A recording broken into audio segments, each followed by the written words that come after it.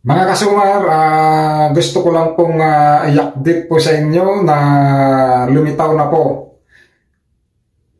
yung nakabangga kay Ian Kerr Evangelista. Natatandaan po ba ninyo mga kasumar yung part 1 na yung bata po na nabangga po ng kotse nang siya po ay bumili po ng suka.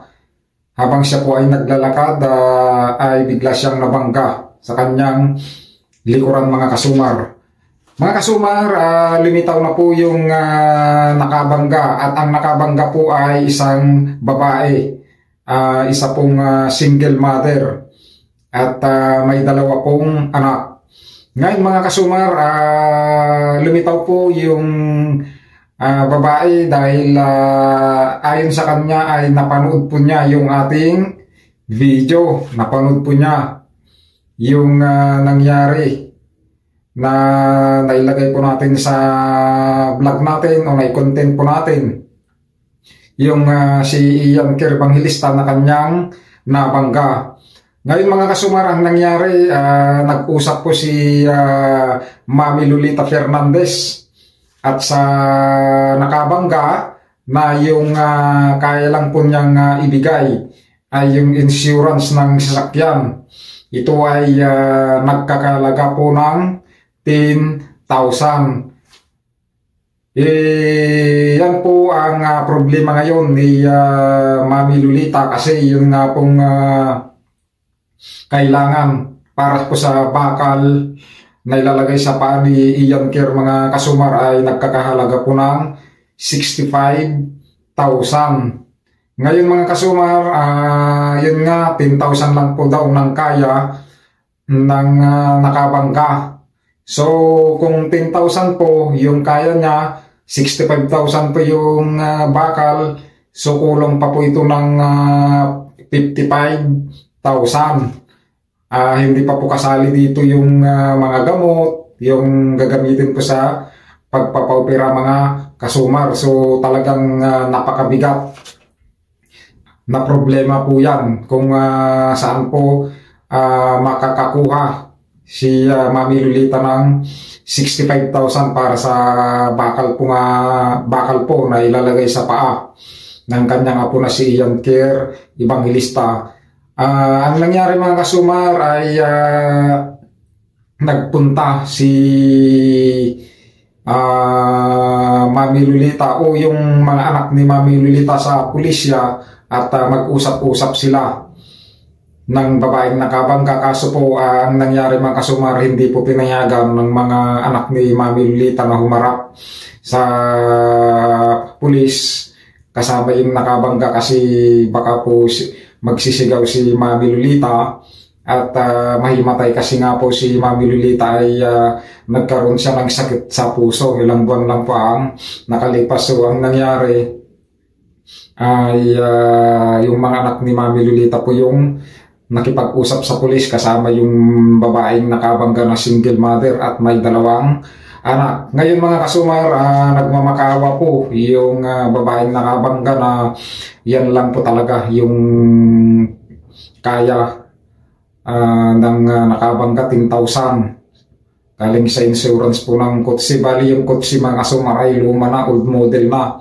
Humingi si Mami Lolita kung ano ba yung magandang gawin. Sabi ko, baka pwedeng yung nakabangga ay humingi ng tulong sa kanyang mga kamag-anak. Kaso wala rin pong kakayanan. Tapos sinabi ko paano baka pwedeng ibenta na yung sasakyan. Kaso yung sasakyan is luma na.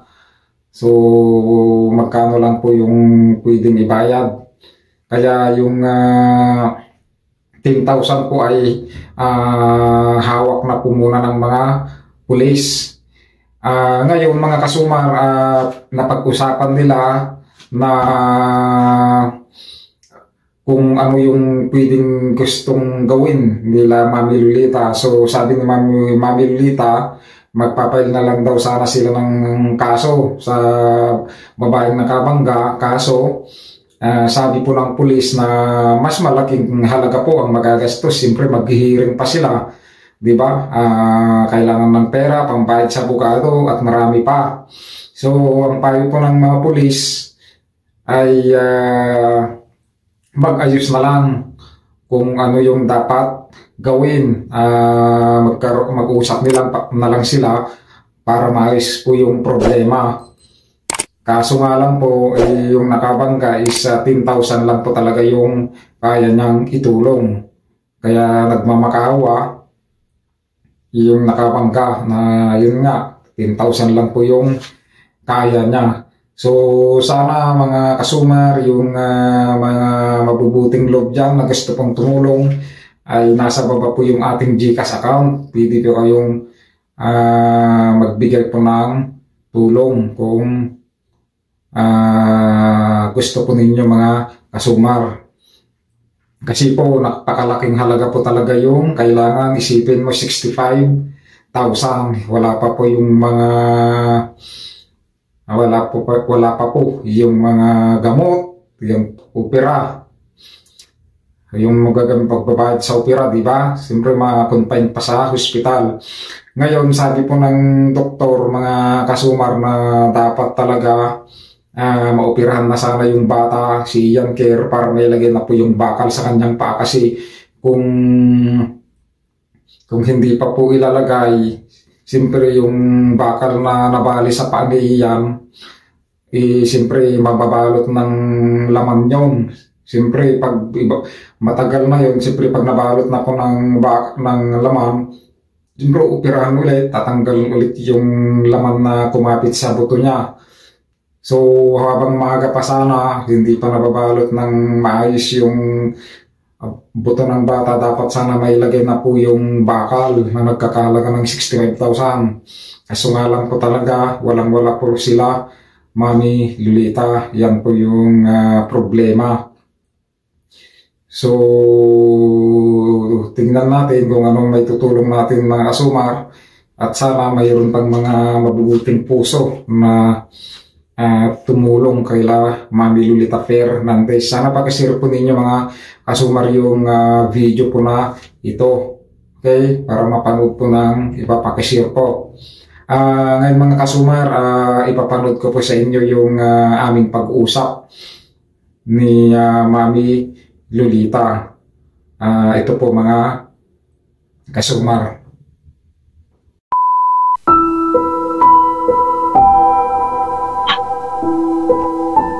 Hello, sir. Hello po, Mami Lolita. Magandang gabi po sa iyo. Magandang umaga po dito, sir. Sa amin, umaga po. Hindi po pwede yung sinasabi nilang nagmamakaawa na may anak siya. Talaga naman kung hahayaan nyo lang po na hindi siya magbigay ng kunting tulong sa inyo, hindi po pwede yun. Ang binibigay po niyang tulong kasi sa amin, sir, yun pong sa insurance po niya, sa TPL po na sasakyan. Kaya lang sabi naman po ng anak ko, makukuha lang kasi po yan kapag katapos na po ang gamutan. Paano na po yung papanggamot namin dun sa pamangkin ko, sabi po ng anak ko. Tulad po niyan, kailangan po niya ng bakal, saan po kami kukuha? Sabi po ng anak ko kagabi. Ngayon po sabi niya, yun lang daw po talaga yung kaya-kaya niyang ibigay, tapos pagbibigay na lang daw po siya. Kahit daw po 6,000 hanggang 10,000, yun lang po yung kaya niyang i-provide. Sabi ko, ang mahal po ng bakal, 65,000, saan po namin kukunin yan? Nangihingi na nga po ako kami ng tulong sa mga vlogger, sabi ko sa kanya, sabi niya, wala po talaga akong nanay, sabi niya, wala po talaga akong sabi niya, wala po talaga, single mother po ako, wala po kasi akong trabaho. Nung mula po nung mag-pandemic, sabi niya ganyan sa amin kagabi, kasama po yung barangay. Ngayon po, sabi po ng barangay, kung doon po sa TPL, maggagawa nga daw po ng kasunduan doon sa sa police para daw po doon sa TPL. Na po ang sabi po kasi na, yung daw po makukuha namin sa TPL ng sasakyan niya, tutulong daw po niya lahat sa bata. Sabi nga po ng anak ko, oo, sabi niya ganyan, may makukuha tayo doon. Sabi niya, siguro conforme po yun sa ibibigay ng insurance. Ang problema lang po, yung gastos po namin na mula po nung na-aksidente, malaki na rin po ang gastos namin. Tsaka isa pa po, wala kami pambili ng bakal, wala po kami mahingi ng tulong. Nanghihingi na rin kami ng tulong sa DSWD, wala pong maibigay ang DSWD kasi wala daw pondo. Yun po ang sabi nung namin sa kanya. Sabi niya po talaga sa amin, parang sinasabi po niya kasi na hindi naman daw po niya kasalanan yung pagkakabangga niya doon sa bata kasi daw yung bata daw po, yung apo ko daw po yung bumangga sa kanya, yung kumbaga yung po apo ko ang natumba sa kanya, kaya daw po napasuot yung paanong bata doon sa paa sa sasakyan niya. Saglit, Ay, mami. sabi ko na po sa kanya, sir, opo, sabi ko sa kanya, sir, yung sa'yo sasakyan lang, yung sa amin tao. Sabi ko sa kanya, ito ka ako, meron nang hihingi kami na tulong sa vlogger, may vlogger na. Sabi niya, opo nanay, sabi niya ganyan, tita ko nga po, sabi niya, hindi ko naman po tatakbuhan yan. Sabi niya, nag-ipon lang po talaga ako. Sabi niya, ano daw po siya, nag-message daw po siya dun sa manugang ko nung matagal, nung pagkakaano, sabi niya daw po, tutulong na po siya, kaya lang sa ngayon daw po, wala po daw talaga siyang pera, halos maglumot po siya dito sa amin kagabi. Sabi nga nung anak ko, sabi niya, tatanggapin ko yung tipil mo, pero siyempre, sabi niya ganyan, matagal pa ito. Sabi niya ganyan, saka lang ito may paprocess, saka lang ibibigay ng insurance ito.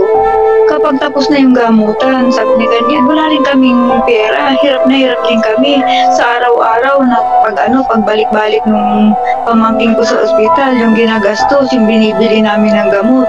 Tapos ang ibabayad sa operasyon, saan kami kukuha? Sabi nung sabi niya, magpo-provide daw siya ng pera, hanggang 10,000 lang daw po yung kaya niyang i-provide na pera. Yung bang pinano niya dito sa amin kagabi kasi sabi niya, nakiusap po siya sa amin na kauli nga po, kasi naano raw po siya dun sa napanood niya na tinakbuhan.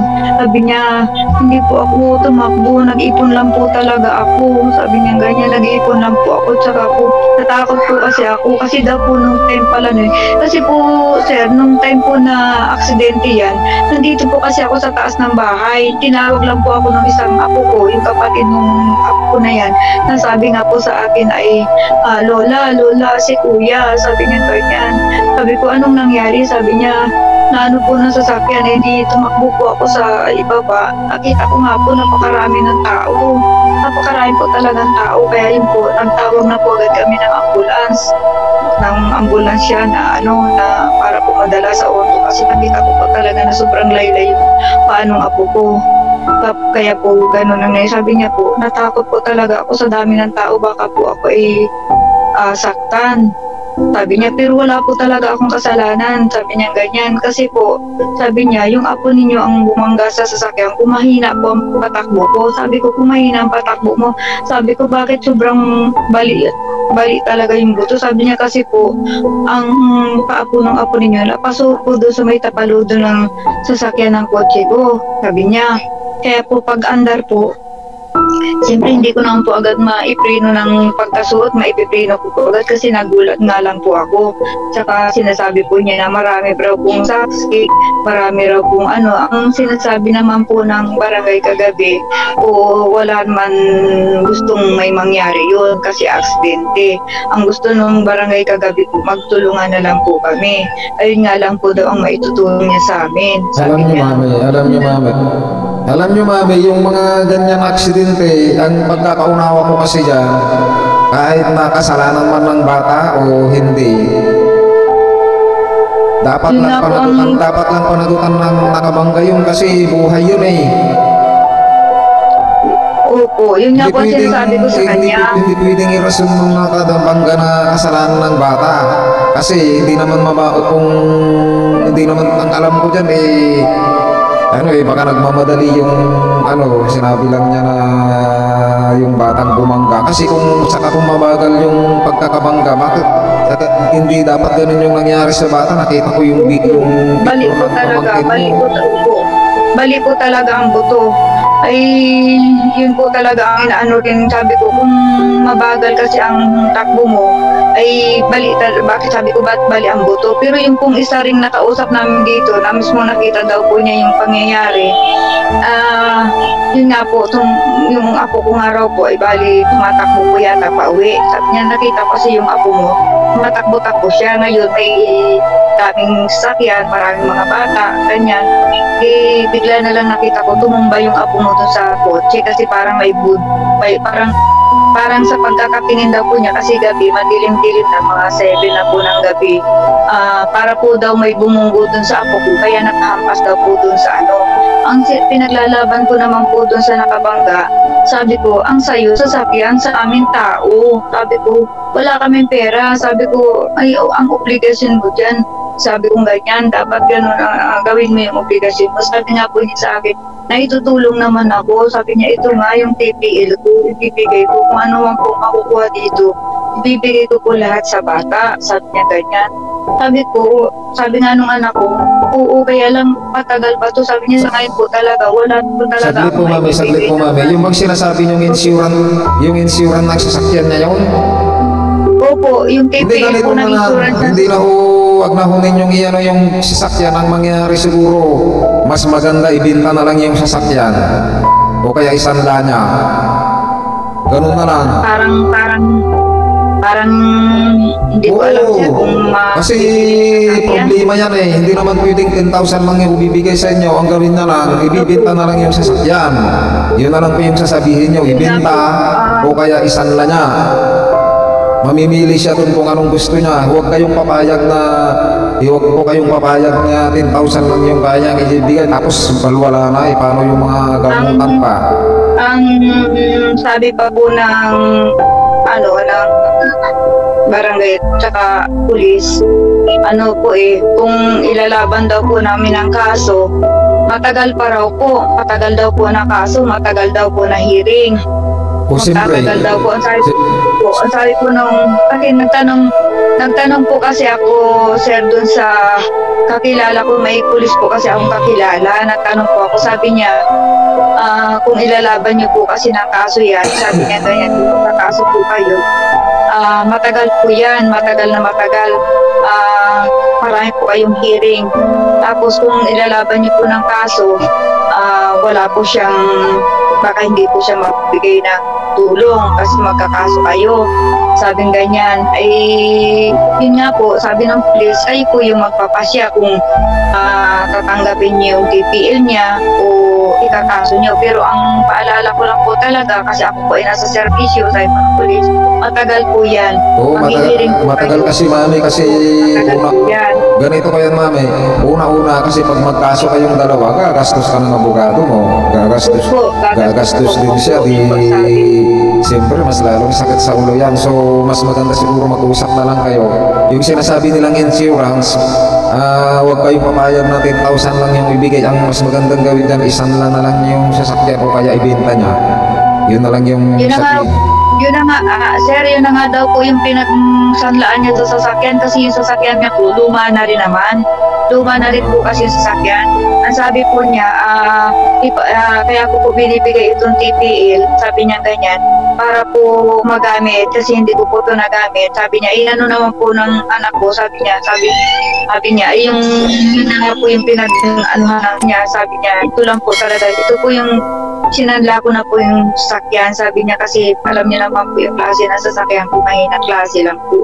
Sabi niya, siyempre po, kakain din kami mag-ina. Sabi niya po, kaya po kagabi, makaawa po talaga siya. Sabi ko, yun, sabi niya, kung ano daw po, mag-usap sila. Sabi ng pulis, sabi niya, kung ano yung payo lang po ng pulis nga sa amin kagabi, na kung ano po yung maibibigay niya ay ganang sa akin, tanggapin niya lang po. Ang problema po namin, sir, sa 17, sabi ko sa kanya, sa 17, sabi ko, ini-schedule na ng operasyon. Kasi po, sir, yung tubo niya na umawang po ng kaganyan, nalaman na po yun, sabi ng doktor, na huling doktor na tumingin. Magkakalaman po yan, kasi po matigas na, kasi ilang buwan na, magdadalawang buwan na. Siyempre po, ihilong po yan sa loob, yung papaliwanag ng doktor sa akin. Kailangan po i-schedule na po natin yan para po siya ay maoperahan, kasi kung hindi po maoperahan yan at hindi po mababakalan, mas lalaki po ang gastos ninyo, dahil ooperahin pa yung laman o operahin pa po yung buto. Yung po ang paliwanag sa akin. Oo, ganun talaga. Kaya po, sir, kung totoo lang po talaga, sir, nai-stress po ako. Hindi ko po alam po anong gagawin eh. Nahirap na rin po ako mag-isip kung saan kami. Hindi, ganito na lang, ma'am. Ganito na lang siguro yung ang naisip ko siguro. Ibinta na lang yung sasakyan, bahala na siya. Basta ibigay mukha mo yung pangbakal. Opo. Ganito ma'am, makinig kayo. Ma'am, ganito makinig kayo, ma'am eh. Ganito makinig kayo. Ang gawin nyo na lang, hindi pa pwedeng ikaw na lang yung bakal. Magkano yan? 67,000? 65 po. O di, gano'n na lang ma'am. I-ano ko po, sir, ibigay ko po sa inyo yung quotation ng bakal. 65K po kasi, sir, yung bakal. Ngayon po nung una, nakaipon po kami ng may 30. Kaso lang po, sa bawat punta po namin sa hospital, nababawasan, natitira na lang po ngayon 17. Sabi ko nga po, yung tatay po ng bata, nangihina na, sabi niya, nanay, sabi niya sa akin, baka maputol na lang, baka hindi na maoperahan yung anak ko, maputol yung paa kasi bata pa, 12 years old lang. Humingi po kami ng tulong sa DSW dito, sir, kaso lang po, sabi po ng DSWD, wala daw pong pundo sila ngayon, kaya wala daw po, hindi po muna kayo mabibigyan ngayon ng tulong. Wala, grabe naman yung DSWD na yan. Inurakot sir, na. totoo po yan. Ganito na lang ma'am, pagkausapin po nyo yung nakabangga, ipakiusap ninyo sa kanila na sa kanya na baka pwedeng problemahin na niya yung 65,000 na yan. Tapos kayo na lang yung bahala sa mga gamot. O yun na lang. Yun po yung inaano namin sa kanya, sir. Cash talaga sinasabi niya po. Kung mas gugustuhin, kung sa 65,000 po, kung wala daw po siya may bibigay, papakulong daw po namin siya. Papakulong na lang daw po siya dahil talaga daw kung walang-wala daw po, kung titingnan daw po namin talaga siya. Sabi niya yung anak ko nga po, sabi niya single mom po ako. Sabi niya, mula po nung mag-pandemic, wala na po ako trabaho, extra na lang. At saka uli lang lubos po sa sir, uli lang lubos po yung babae. Tapos po, yun nga, nakikiusap na po siya sa anak ko na sabi niya, kung halimbawa naman daw po na magkakaluwag-luwag daw po siya, magbibigay-bigay lang naman daw po siya. Pero hindi daw po niya masasabi kung magkano po yung maibibigay-bigay niya, kahit daw po pambili-bili ng gamot, pang vitamins daw po ng bata, yun lang po talaga. Tapos sa ipon niya, yun nga, sabi niya sabi ng barangay po sa amin, magkaroon po kayo ng kasunduan sa pulis na willing siya na ibigay sa inyo yung pamamahala ng TV lang sa sasakyan niya at kung magkano yung makukuha niyo doon sa pagdating ng araw na matapos ang gamutan, tulong niya dyan sa bata. Doon lang po talaga, sir, yung niya, itutulong niya, wala pong iba, doon po lang daw talaga ang maitutulong niya. Kaya po kanina po, nung nag-message po kayo sa akin, pinakita ko po sa anak ko, sabi ko, anak, hinihingan ako ni Sir Customer ng video namin ni napamangkin mo. Sabi niya, pwede naman mama, sabi niya ganyan. Nasa inyo yun kasi wala naman tayong magagawa mama kundi humingi ng tulong sa kanila Talagang sabi nga po ng mga anak ko, sir, sabi nila, sobrang naging masaya po sila nung nabanggit ko nga po sa kanila na sabi ko, pag mayawan siya, sabi ko, baka matulungan tayo ni Sir Casamar tsaka ni Tita Benet. Sabi ko ganyan, sabi niya, malaking sobrang salamat lang po talaga, sobrang salamat ang marami.